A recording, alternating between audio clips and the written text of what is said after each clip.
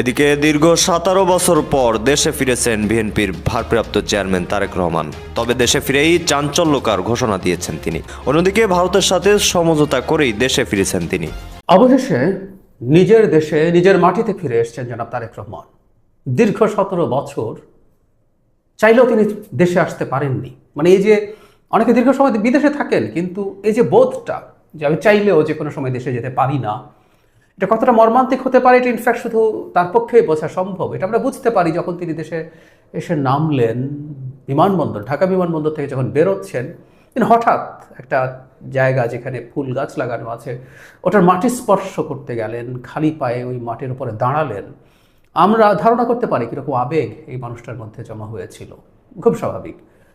তার সব কিছু নিয়েই গতকাল সারাদিন দিনভর মানুষ সামাজিক মাধ্যমে আলোচনা করেছে। টিভি চ্যানেলগুলো তিনি প্রথম যখন সিলেটে এসছেন, দেশের মাটিতে অবতরণ করেছেন, ঢাকায় এসছেন, বসছেন, কথা বলছেন, ডক্টর ইউনূসের সাথে আলাপ করছেন, তাকে বরণ করে নেওয়া হচ্ছে, তার জার্নি যেখানে জনসমাবেশ হচ্ছে সেখানে সব কিছু দেখানো হয়েছে। কিন্তু সব কিছু ছাপিয়ে তার বক্তৃতাটা, ইনফ্যাক্ট এটার একটা অ্যানালিসিস আমাদের করতে হবে। কারণ দেশে ফিরে আসা আসলে তিনি কী বার্তা দিতে চেয়েছেন, তাকে আমরা কীভাবে দেখব, এই বার্তাটা দিয়ে তিনি আসলে কী করলেন। এবং আমি এভাবে দেখতে চাই, শুরুতে বলে রাখি যে তিনি নিজের প্রতি একটা চ্যালেঞ্জ নিজে তৈরি করেছেন।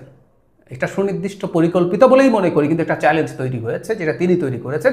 এর জন্য তাকে ভবিষ্যতে নিশ্চিতভাবেই জবাবদিহি করতে হবে। একটা গণতান্ত্রিক ব্যবস্থায় জবাবদিহি থাকতে হয়, মানুষ জবাবদিহি চাইবে, এবং আমি আশা করি সেই জবাবদিহির জবাব তিনি সুন্দরভাবে দিতে পারবেন। কি চ্যালেঞ্জ তৈরি করেছেন আমি সেই জায়গায় আসবো। তার ভাষণের কন্টেন্ট নিয়ে কয়েকটা কথা একটু বলি। তিনি কি বলেছেন। তিনি শুরু করেছেন 71 সাল দিয়ে। এটা বলার সাথে সাথে আমি আশা করি জামাতের কিছু লোকজন আছে তারা বলতেই পারেন, it's a stupid plan, stupid decision. 71 আনলেই নাকি ভারতের দালাল হয়ে যায় এবং তার ভোট কমতে শুরু করে বলবে, তাহলে তো জামাতিদের বা তাদের সাথে অ্যালাইন কিছু লোকজন আছে তাদের খুশি হওয়ার কথা। তারেক রহমান শুধু 71 এবার না, এর পরেও আবারও বলেছেন।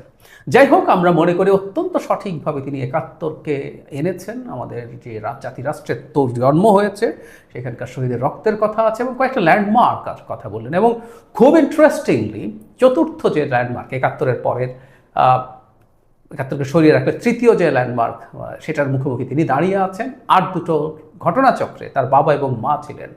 আমি আমার একটা কলাম এটা লিখছিলাম, বিশেষ করে 75-এর 7ই নভেম্বর, বিশেষ করে আরও যদি বলি নভেম্বরের 3 থেকে 7, 15 আগস্টের পরে দেশ বেশ টার্ময়েলের মধ্যে ছিল। তারপর 3 থেকে 7-এর এই সময়টা খুবই ক্রুশাল ছিল এবং সেখানে জিয়াউর রহমান অসাধারণ ডিসাইসিভ রোল প্লে করেছেন এবং এই দেশের স্টেবিলিটি নিশ্চিত করেছেন। তারপর 90-তে এরশাদ বিরোধী আন্দোলনে তার মা অতি গুরুত্বপূর্ণ এবং প্রধানতম ভূমিকা পালন করেছেন। এবং এখন বাংলাদেশ আবার একটা খুবই ভালনারেবল অবস্থায় এসে হাজির, এবং যারা তারেক রহমান ঘটনাচক্রে আবারও অত্যন্ত গুরুত্বপূর্ণ একটা রোল প্লে করার জায়গায় দাঁড়িয়ে আছেন। এখন পর্যন্ত তিনি যা করেছেন প্রত্যেকটা জিনিসকে আমরা সঠিক আছেন বলেই মনে করি, কিন্তু জার্নিটা অনেক লম্বা, সে জায়গায় আসবো। এরপর সর্বশেষে 24-এ এসছেন। 24-এও আমরা আমাদের সার্বভৌমত্ব রক্ষা করেছি, সেগুলোর কথা এসছেন। এবং তিনি সেখানে যে সবাই অকাতরে প্রাণ দিয়েছে, সব শ্রেণী পেশার মানুষ, রাজনৈতিক অরাজনৈতিক ব্যক্তিত্ব আহত হয়েছেন, তিনি শহীদ উসমান হাদির কথা এনেছেন। এবং প্রত্যেকের যে রক্তের ঋণ, প্রত্যেকের যে আহত হওয়ার ঋণ, সেটা যদি আমরা পরিশোধ করতে চাই, সেটা দেশ গড়ার মাধ্যমেই হতে পারে। তিনি এটাকেই হাইলাইট করেছেন। তিনি দেশের ডাইভার্সিটিকে অ্যাকসেপ্ট করছেন। একজন মধ্যপন্থী রাজনৈতিক দলের যা হওয়ার কথা, উনি তো আইডেন্টিটি পলিটিক্স করেন না, তিনি মধ্যপন্থী রাজনৈতিক দল, বাংলাদেশের সবচেয়ে বড় মধ্যপন্থী রাজনৈতিক দল বিএনপির প্রধান। তাই এখানে সবার তিনি পাহাড়ের কথা, সমতলের কথা, বিভিন্ন ধর্মের নাম উল্লেখ করে বলেছেন। সব রকম মানুষকে নিয়ে তিনি দেশ গড়তে চান। এবং কী ধরনের দেশ হবে এটা নিয়ে আমরা ভবিষ্যতে বিএনপির নির্বাচনী ক্যাম্পেইনের একটা ছোট্ট গ্লিম্পস আমরা পেতে পারি। বিএনপি অনেক কিছুকে হাইলাইট করবে, কিন্তু নিরাপদ এবং স্টেবল বাংলাদেশের কথা তিনি এখানে বলছেন শুরুর দিকে, পরেও রিপিটেডলি বলেছেন। সেই নিরাপদ বাংলাদেশটা কেমন সেটাও তিনি আসলে ব্যাখ্যা করেছেন। কারণ সাম্প্রতিক সময় আমরা খেয়াল করেছি সোকল্ড মব, সোকল্ড বলছি, এগুলো মবও না, এগুলো পরিকল্পিত সন্ত্রাস, মবের মতো স্পন্টেনিয়াস কিছু না। এবং কিছু লোকজন আছে এইটাকে উস্কে দিয়ে নানা রকম বিশৃঙ্খলা হুজ্জতি করেছে। সর্বশেষ ডেইলি স্টার, প্রথম আলো, উদীচী, ছায়ানটে হামলা, এবং বিভিন্ন জায়গায় মানে এই মাসের পর মাস ধরে 5 আগস্ট পরবর্তী সময়ে তথাকথিত বিপ্লবের নামে কিছু কিছু মবস্টার, কিছু অ্যানার্কিস্ট এগুলো উস্কে দিয়ে গেছে, সেগুলোকে অ্যাড্রেস করছেন। আমি ধারণা করি এটা একটা ব্রিলিয়ান্ট পিক, কারণ এই দেশের স্থিতিশীলতা চাওয়া মানুষরা এটা কোনোভাবেই নেবে না, এটাকে তিনি খুব গুরুত্ব দিয়ে দেখিয়েছেন। ওসমান হাদির কথা বলেছেন, আগেও বলেছি, গণতান্ত্রিক অধিকার চেয়েছিলেন, সেগুলো তিনি বলছেন। আশঙ্কার কথা বলছেন যে আধিপত্যবাদী শক্তি এখনো গুপ্তচর নিয়ে বসে আছে, তাই মানুষকে সতর্ক এবং শান্ত থাকতে হবে, খুবই জরুরি। প্রভোকেশন থাকবে, এই প্রভোকেশনের বুকে শান্ত থাকা।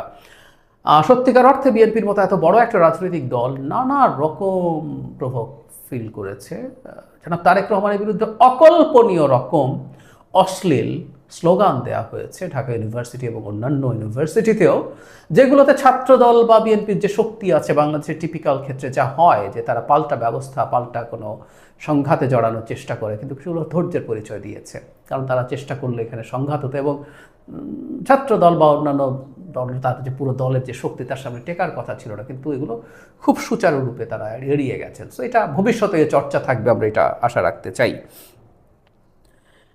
তিনি দেশে শান্তি চাই এই কথাটা 3 বার বলেছেন। তার মানে আমি বলছি কথাটা যে আসলে কোন জায়গাটাকে গুরুত্ব দিচ্ছি, এটা আসলে সবচেয়ে গুরুত্বপূর্ণ। আমরা নিরাপদ যদি থাকি, একটা স্টেট হিসাবে যদি এক্সিস্ট করে, এখানে যদি অ্যানার্কিজম না থাকে, তাহলে আমরা বুঝতে পারি যে এবার বাকি কাজগুলো আমরা করতে পারবো। সুতরাং এটা অত্যন্ত মানে একেবারেই এসেনশিয়াল প্রিরিকুইজিট, মানে একটা অশান্ত দেশে যাবতীয় কোনো প্ল্যান পলিসি কাজ করবে না, সেটাকে হাইলাইট করছেন। এবং আবারও বলছি, পাল্টা দিকে যারা আছে তারা কার্যত অশান্তি তৈরি করতে চাইছে, কার্যত বিশৃঙ্খলা তৈরি করতে চাইছে। সুতরাং তার বিপরীতে শান্তি চাই উনি 3 বার বলেছেন। সুতরাং আমি বলছি এটা ধারণা করা যায় যৌক্তিকভাবেই এটাকে বিএনপি তার নির্বাচনী ক্যাম্পেইনের একটা গুরুত্বপূর্ণ ইস্যুতে পরিণত করবে। মায়ের কথা এসছে, তার মন মায়ের কাছে পড়ে আছে, খুব স্বাভাবিক। আমি বলছিলাম যে এমন একটা সময় আসলেন, মাকে মৃত্যুশয্যায় দেখছেন, কিন্তু তার পক্ষে আসলে চুপ করে থাকার সুযোগ নেই। তিনি নিজেও বলছেন যে তার আগেই সবার কাছে, যে যারা বসে আছেন এখানে, সারা দেশে যারা দেখছেন, সবার সাথে তিনি আসলে তার মত বিনিময় করতে এসছেন, কথা বলতে এসছেন, তারপর মায়ের কাছে যাবেন। এবং আমি এটা বলি যে মায়ের সাথে দেখা করে সেই শোকও খুব বেশি সময় তিনি নিয়ে চলতে পারবেন না। জবাবটাও তার কথায় খুব চমৎকারভাবে আছে। তার মা যে জাতি জনগণের জন্য গোটা জীবন বিসর্জন দিয়েছেন, জীবনের চেয়ে বেশি ভালোবেসেছেন, তাদের কাছে তিনি ফিরে যাবেন। এটা আমাদের স্বার্থেই প্রয়োজন, আসলে আমরা আমাদের স্বার্থেই চাই তিনি ওইভাবে চলে আসুন। শান্তি শৃঙ্খলার কথা বারবার বলছেন, যে কোনো মূল্যে সেটাকে নিশ্চিত করতে হবে সবাই মিলে। তার মানে যে, এবার একটু আমরা সামারাইজ করি, কিন্তু কেন বলছি তিনি সবচেয়ে বিরাট চ্যালেঞ্জ তৈরি করছে, ওইটা পরের দিকে আসছি। এর বাইরে আর একটা সিগনিফিক্যান্ট দিক হচ্ছে, তিনি তার বক্তব্যে একজন বিশ্বাসী মুসলিমের মতো কথা বলেছেন। মানে জামাতের দিক থেকে একটা ক্যাম্পেইন আছে এরকম, যে জামাতে ইসলামীর পলিটিক্সের সমালোচনা করলে, 71 নিয়ে সমালোচনা করলে তার গায়ে অমুসলিম ট্যাগ দিয়ে দেওয়ার চেষ্টা, ইসলাম বিদ্বেষী, নাস্তিক, এসব ট্যাগ দিয়ে দেওয়ার একদম স্পষ্ট একটা চেষ্টা আছে মুখ বন্ধ করে দেওয়ার জন্য। মানে তখন একটা কথা বলতাম যে একটা মানুষ জামাত ইসলামের রাজনীতি না করেও, মধ্যপন্থী রাজনীতি করেও একজন বিশ্বাসী মুসলিম হতে পারে, এবং বিএনপির এই ব্র্যান্ডিংটা ছিল।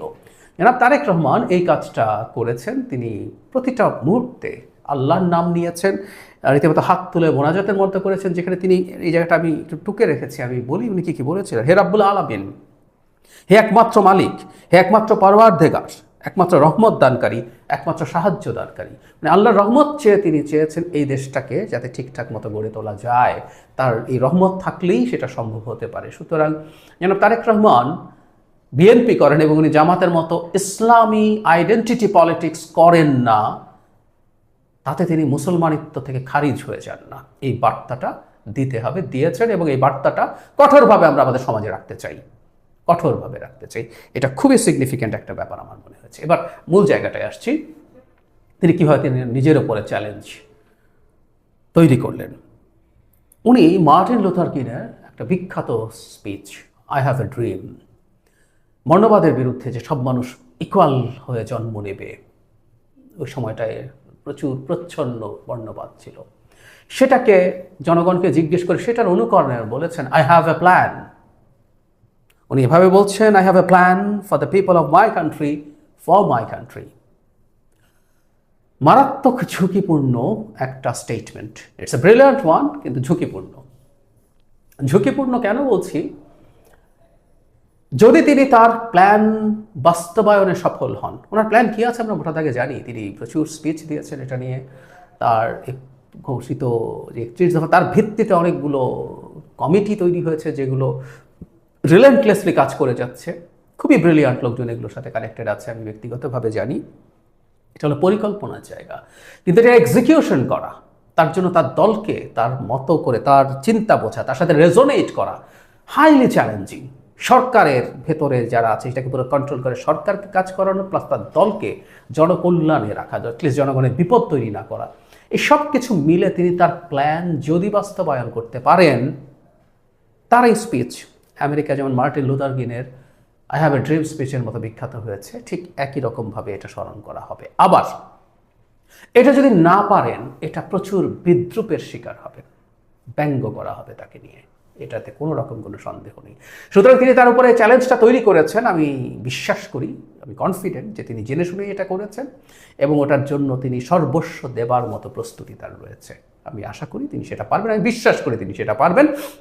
আমি সাম্প্রতিক সময়ে তার দেশে আসা নিয়ে যে কথাগুলো বলছি, আমি পত্রিকায় যে কলাম লিখছি, সেখানে এটাই বলতে চেয়েছি, আমরা পছন্দ করি বা না করি, আমরা বিএনপিকে ভোট দেই বা না দেই, আমরা তারেক রহমান যেমনই মানে তার সরকার হোক বা না হোক, যাই মনে করি না কেন, তাকে শুভেচ্ছা জানানো, শুভকামনা জানানো দরকার। তার সাফল্য মানে আমাদের দেশ ভালো থাকা, আমাদের রাষ্ট্র ভালো থাকা, এই ব্যাপারটা আমাদের খুব ক্লিয়ারলি মাথায় রাখতে হবে বলে আমি বিশ্বাস করি।